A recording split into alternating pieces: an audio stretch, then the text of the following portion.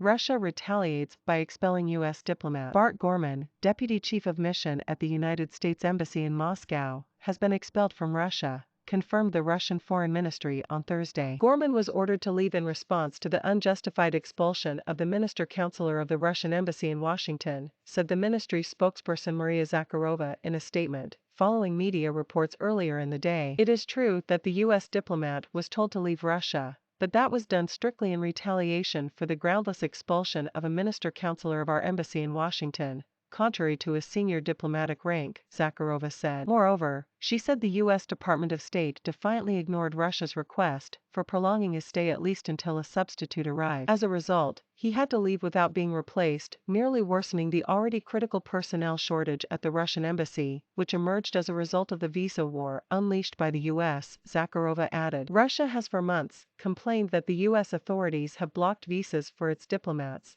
or that Gorman issued them slowly. The U.S. Embassy promised a response to Gorman's expulsion. Gorman was the second most senior official at the U.S. Embassy in Moscow after the ambassador and a key member of the embassy's senior management team. Embassy spokesman Jason Rebholz was quoted by Russian state news agency RIA Novosti as saying, Gorman served as charge d'affaires at the U.S. mission in Moscow after the 2019 resignation of former President Donald Trump's appointee Jon Huntsman. He continued as deputy chief of mission after the appointment of Ambassador John Sullivan under President Joe Biden in 2020. His expulsion came as the U.S. issued increasingly detailed warnings of a possible imminent Russian invasion of Ukraine. The blog Diplopundit reported on Monday that Gorman had departed Moscow with his family last Thursday. The expulsion also came the same day as the U.S. State Department announced Secretary of State Antony Blinken's meeting with Russian Foreign Minister Sergey Lavrov next week, provided there is no further Russian invasion of Ukraine. Russia has repeatedly denied the accusation of a possible invasion and said on Friday it had begun withdrawing more tanks and other armored vehicles from areas near Ukraine's border. Still, Rosemary DiCarlo, the United Nations Under-Secretary General for Political and Peacebuilding Affairs, said the current situation concerning Ukraine is extremely dangerous. Although seemingly intractable, given the stakes involved for our collective security and European stability, these issues can and must be solved through diplomacy in the full use of the many available regional and other mechanisms and frameworks. We support all such efforts, including through the Secretary General's good offices, she said. On Thursday, clashes broke out in East Ukraine and the Ukraine military said the shells hit a kindergarten, wounding 2 civilians.